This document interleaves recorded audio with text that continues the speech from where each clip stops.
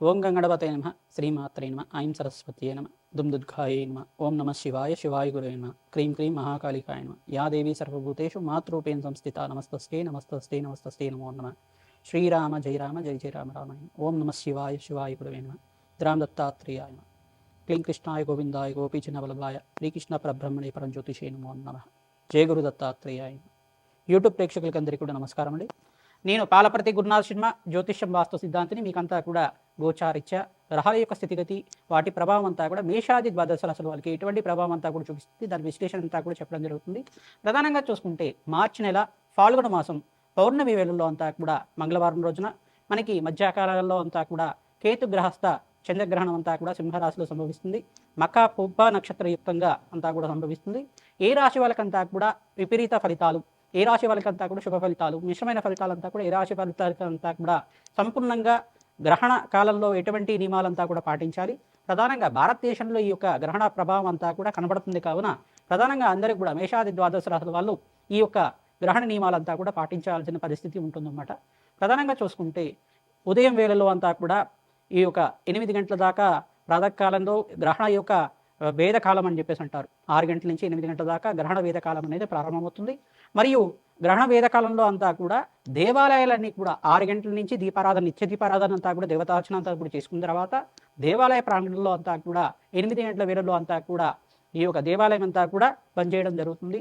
మరి గ్రహణ శుద్ధి అయిపోయిన తర్వాత తిరిగి తెరవడం జరుగుతుంది. ప్రధానంగా చూసుకుంటే ఈ యొక్క గ్రహణ నియమాలన్నీ కూడా చూసుకుంటే గ్రహణ కాలాలు ఏ కాలంలో జరుగుతుంది అని చెప్పేసి అంటే మధ్యాహ్నం 3:20 నుంచి ప్రారంభమవుతుంది. మధ్యాహ్న వేళల్లో అంతా కూడా చూసుకుంటే గ్రహణ పట్టు అంటారు, స్పర్శాకాలం అంటారు దీన్నంతా కూడా. మరియు గ్రహణ సంపూర్ణమైన స్పర్శాకాలం అంతా కూడా 5:04 సాయంకాల వేళలో అంతా కూడా ప్రారంభమవుతుంది. సంపూర్ణ విడుపు అంతా కూడా చూసుకుంటే గ్రహణ మోక్షకాలం అని చెప్పేసి అంటారు. దీనంతా కూడా 6:47 దాకా గ్రహణ కాలం అంతా కూడా సంపూర్ణంగా చంద్రగ్రహణం అంతా కూడా ఈ యొక్క కాలంలో అంతా కూడా పుణ్యకాలంగా చెప్పడం జరుగుతుంది. గ్రహణ పట్టుకాలం, విడుపు కాలం అంతా కూడా సంపూర్ణంగా విశ్లేషణ చేయడం జరిగింది. ఈ యొక్క స్నానానికి పుణ్యమైన ఫలితం అంతా కూడా గ్రహణ స్నానాలు ఆచరించడం వల్ల, పట్టు స్నానం, విడుపు స్నానం చేయడం వల్ల కోటి యజ్ఞాల ఫలితాలు తిరగడానికి ఆస్కారం ఉంటుంది. ప్రధానంగా చూసుకుంటే గర్భవతులంతా కూడా నియమాలు పాటించాల్సి ఉంటుంది. ఉదయం వేళల్లో అంతా కూడా 10:30 దాకా ఈ యొక్క భోజనాది కార్యక్రమాలు, అల్పాహారం అంతా కూడా తీసుకోవడం వల్ల శ్రేష్టంగా ఉంటుంది. గ్రహణ నియమాలంతా కూడా ఉదయం వేళల్లోనే భోజనాది కార్యక్రమాలు అంతా కూడా సంపూర్ణంగా ఆచరించాలి. మధ్యాహ్న వేళల్లో అంతా కూడా భోజనాలు చేయకూడదు. రాత్రి వేళల్లో గ్రహణం అయిపోయిన తర్వాత 7 గంటల ప్రాంతం నుంచి మీరంతా కూడా గృహం అంతా కూడా శుద్ధి చేసుకుని పుణ్యవాచన కార్యక్రమాలు అనేది కూడా చేసుకుని జింజం అంతా కూడా మార్చుకున్న తర్వాత గ్రహణ శుద్ధి కాలం అంతా కూడా చేసుకున్న తర్వాత జపానిక్ అనుష్ఠానం అంతా కూడా చేసుకోవడం, గ్రహణ కాలంలో అంతా కూడా జపానిక్ అంతా కూడా శ్రేష్టమైన ఫలితంగా చెప్పడం జరుగుతుంది. ఎవరికైతే కనుక మంత్రోపదేశం ఉంది, గురువు ద్వారా మంత్రాన్ని తీసుకున్న వాళ్ళంతా కూడా వేద పండితులు కానీ ఈ యొక్క మంత్ర జ్ఞానాన్ని పొందిన వాళ్ళైనా కానీ ప్రతినిత్యం కూడా జపాన్ని ఆచరించడం వల్ల, ఆ రోజున విశేషంగా గ్రహణ నియమాలు పాటించడం వల్ల కోటి యజ్ఞాల ఫలితం, ఒక జపాన్ని ఆచరించడం వల్ల కోటి రెట్టు ఫలితం అంతా కూడా మీకు లభిస్తూ ఉంటుంది. తద్వారా మీరంతా కూడా దైవతార్చన చేయడం వల్ల, దేవుడి యొక్క నామస్మరణం చేయడం వల్ల, జగన్మాత యొక్క నామస్మరణ మాత్రం చేతిని కోటి సార్లు జపం చేసిన ఫలితం అంతా కూడా మీకు జరుగుతుంది. మీరంతా కూడా ప్రధానంగా మేషాది ద్వాదశ రాశుల వాళ్ళు ఎవరికైతే కనుక దోషకాలం అంతా కూడా ఉందో, దోషం అంతా కూడా ప్రభావం ఉందో, మీరంతా కూడా తద్దోష పరిహారార్థం అంతా కూడా దానాది కార్యక్రమాలు చేసుకోవడం వల్ల శ్రేష్టమైన ఫలితాలు పొందుతారు. ప్రధానంగా చూసుకుంటే ఈ గ్రహణ కాలంలో అంతా కూడా చంద్రమా మనషో జాత అని చెప్పేసి అంటారు. ప్రధానంగా మనక్కారకుడైన చంద్రభగవానుడు అంతా కూడా కేతు గ్రహస్థంగా అంతా కూడా జరుగుతుంది. కావున ఇక్కడ ప్రధానంగా చూసుకుంటే సింహరాశిలో పుబ్బ నక్షత్రం వాళ్ళకి, మరియు మకా నక్షత్రం వాళ్ళకి, ఉత్తర నక్షత్రం వాళ్ళకి, మరియు కర్కాటక రాశిలో వాళ్ళకి కూడా ఈ గ్రహణం అంతా కూడా చూడకూడదు అనమాట. ప్రధానంగా సింహరాశి వాళ్ళు గ్రహణం చూడకూడదు. ప్రధానంగా చూసుకుంటే కన్యారాశి వాళ్ళకు కూడా వ్యయ స్థానంలో అంతా కూడా ఈ యొక్క గ్రహణం అంతా కూడా సంభవిస్తుంది. కావున గ్రహణ ప్రభావం అనేది ఉంటుంది. మరియు వృశ్చిక రాశి వాళ్ళకి శుభమైన ఫలితాలు ఇస్తుంది. మరియు వృషభ రాశి వాళ్ళకి కూడా ఈ యొక్క విపరీత ఫలితాలు ఇస్తుంది. ఇక్కడ చూసుకుంటే ప్రధానంగా చూసుకుంటే ఈ యొక్క మకర రాశి వాళ్ళకు కూడా విపరీత ఫలితాలు ఉంటుంది. మరియు ఇక్కడ చూసుకుంటే ప్రధానంగా మీనరాశి వాళ్ళకి అత్యంత శుభమైన ఫలితాలు రావడానికి ఆస్కారం ఉంటుంది. మరియు ఇక్కడ చూసుకుంటే తులారాశి వాళ్ళకి కూడా అత్యంత శుభమైన ఫలితాలు రావడానికి ఆస్కారం ఉంటుంది. కర్కాటక రాశి వాళ్ళకి, కుంభరాశి వాళ్ళకి, ధనుసు రాశి వాళ్ళకంతా కూడా మిశ్రమైన ఫలితాలు, మేషరాశి వాళ్ళకు కూడా మిశ్రమైన ఫలితాలు రావడానికి ఆస్కారం ఉంటుంది. ప్రధానంగా చూసుకుంటే ఈ గ్రహణ కాలం అంతా కూడా భారతదేశంలో సంపూర్ణంగా అండమాన్ నికోబార్లో కానీ, సింగపూర్లో కానీ, లండన్, జర్మనీ మరియు ఇండోనేషియా ప్రాంతంలో, ఏషియా ప్రాంతంలో, ఆస్ట్రేలియా, ఆసియా, లండన్, జర్మనీ అంత ప్రాంతాల్లో కూడా ఈ యొక్క కాలిఫోర్నియా, నార్త్ అమెరికా, సౌత్ అమెరికాలో అంతా కూడా గ్రహణం అంతా కూడా సంభవిస్తుంది. మీరంతా కూడా మేషాది ద్వాదశ రాశి వాళ్ళు ఈ యొక్క తద్దోష పరిహారార్థం అంతా కూడా ఎవరికైతే చెప్పామో మీరంతా కూడా ఈ దానాది కార్యక్రమాలు చేసుకోవడం వల్ల మీ జాతకరీత్యా ఉన్న చంద్రగ్రహ దోష నివారణం అంతా కూడా నివారణ అవుతుంది. ప్రధానంగా చూసుకుంటే కంచు పాత్రలో అంతా కూడా ఆవునే తీసుకొని దాంట్లో చంద్రబింబము మరియు ఈ యొక్క సర్పబింబానంతా కూడా తీసుకుని, వెండితో చేసిన బింబానంతా కూడా తీసుకుని బ్రాహ్మణత్వకంతా కూడా దానం చేయడం వల్ల, దక్షిణ సహితంగా అంతా కూడా దానం చేయడం వల్ల, ఉలవలు బియ్యం అంతా కూడా దానం చేయడం వల్ల శ్రేష్టమైన ఫలితాలు పొందుతారు. తెల్లటి వస్త్రాన్ని దానం చేయాలి.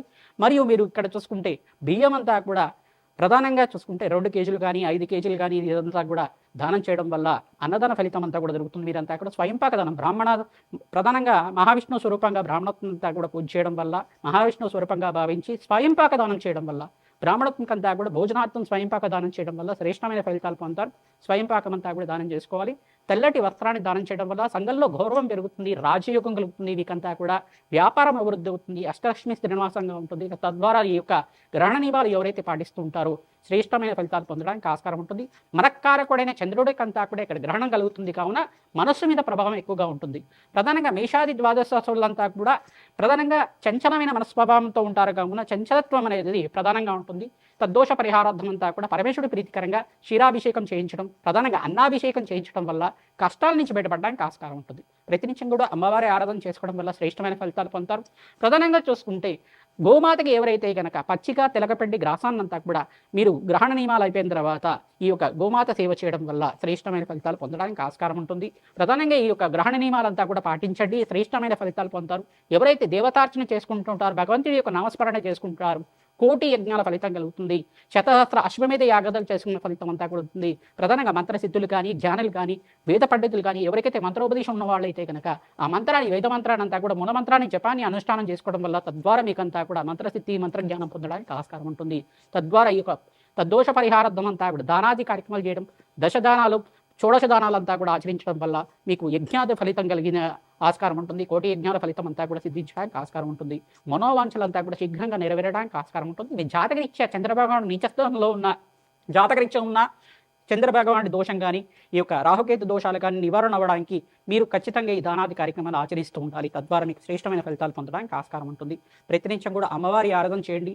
మీరంతా కూడా గ్రహణ నియమాల్లో అంతా కూడా మధ్యాహ్న కాలంలో ఈ యొక్క స్పర్శకాలం అనేది ఉంది కావున స్వల్పంగా నిడివి కాలం అంతా కూడా 5 గంటల 36 నిమిషాల నుంచి 4 గంటల ఈ యొక్క ప్రధానంగా చూసుకుంటే ఈ యొక్క గ్రహణ స్పర్శకాలం విడుపు కాలం అంతా కూడా చూసుకుంటే 5 గంటల 36 నిమిషాల నుంచి ప్రధానంగా 6 గంటల 47 నిమిషాల దాకా సంపూర్ణమైన విడుపు అంతా కూడా జరుగుతూ ఉంటుంది. సాయంకాల వేళల్లో అంతా కూడా జరుగుతుంది.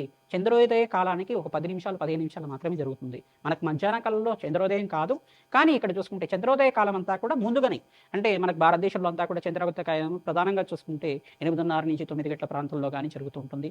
మరియు ఇక్కడ చూసుకుంటే ఈ రోజున ఈ యొక్క పౌర్ణమి వేళలు, ఫాల్గుణ మాసంలో పౌర్ణమి వేళల్లో అంతా కూడా మంగళవారం సంభవించింది కావున ప్రధానంగా ఇక్కడ అంగారకుడు సంబంధించిన రాశులు కానీ, మరియు చంద్రుడు సంబంధించిన రాశులైనా కానీ, చంద్రుడు నీచ స్థానంలో ఉన్న రాశులైనా కానీ మీకంతా కూడా జాతకరీత్యా ఉన్న దోషాలకి పరిహారం ఆచరిస్తూనే ఈ యొక్క తద్దోష పరిహారార్థం గ్రహణ నియమాలంతా కూడా పాటిస్తూ దేవతార్చన చేసుకోవడం వల్ల భగవంతుడు యొక్క నామస్మరణ మాత్రం చేతిని కోటి యజ్ఞాల ఫలితం కలుగుతుంది.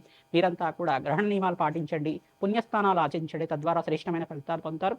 సింహరాశి జాతకులకి ఫాల్గుణ మాసం పౌర్ణమి ప్రధానంగా మార్చి నెలలో 3వ తారీఖు రోజున మంగళవారం రోజున ఈ యొక్క కేతుగ్రహస్థ చంద్రగ్రహణం అంతా కూడా మకా పుబ్బ నక్షత్రయుక్తంగా సింహరాశిలో సంభవిస్తుంది. ప్రధానంగా సింహరాశిలో సంభవిస్తుంది కావున గ్రహణ నియమాలంతా కూడా దోషంగా చెప్పడం జరుగుతుంది. విపరీత ఫలితాలంతా కూడా ఇస్తుంది.